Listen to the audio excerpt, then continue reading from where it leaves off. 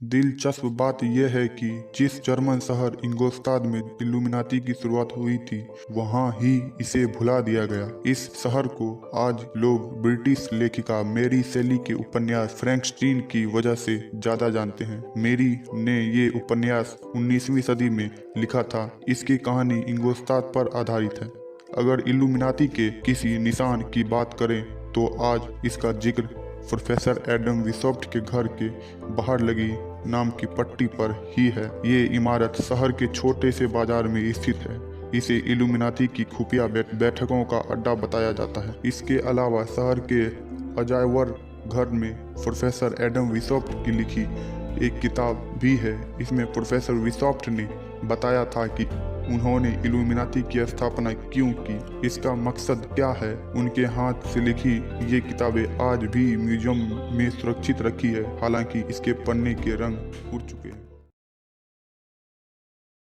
Professor विसॉप्ट से 2 सदी पहले एक और प्रोफेसर जोहान ने इस शहर को कैथोलिक ईसाइयों का गढ़ बनाया था। 2 सदी बाद प्रोफेसर एडम विसॉप्ट ने उन मजहबी ख्यालात को चुनौती दी। माइकल क्लार्नर लोगों को इल्यूमिनाती से जुड़ी साजिशों के हिस्से पर यकीन न करने को कहते हैं। वो बताना चाहते हैं कि इल्यूमिनाती का इरादा दुनिया को बेहतर बनाने का था। आज वो शहर के इतिहास को याद करके बेहतर मुस्तकबिल बनाना चाहते हैं।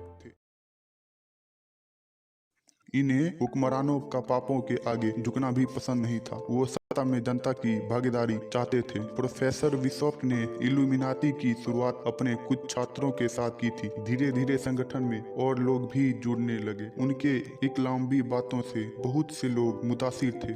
इस दौर के जर्मन राजनयिक बैरन एडोल्फ फ्रेंच फेडरिक ने भी इल्यूमिनाती की काफी मदद की। जल्द ही इल्यूमिनाती के 2000 से ज्यादा सदस्य हो गए। प्रोफेसर विसॉप्ट की चर्चा फ्रांस, हंगरी, इटली और पोलैंड तक में होने लगी थी, मगर आज के इंगोस्ताद शहर के बहुत कम बाशिंदों को इल्यूमिनाती के बारे में पता है। उन्हें नहीं मालूम कि इसकी शुरुआत उनके अपने शहर में हुई थी। स्थानीय पत्रकार माइकल क्लार्नर कहते हैं कि प्रोफेसर विसॉप्ट एक क्रांतिकारी थे।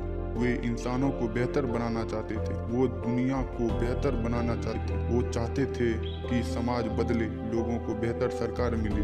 वो लोग को पढ़ा लिखा कर समझदार बनाना चाहते थे।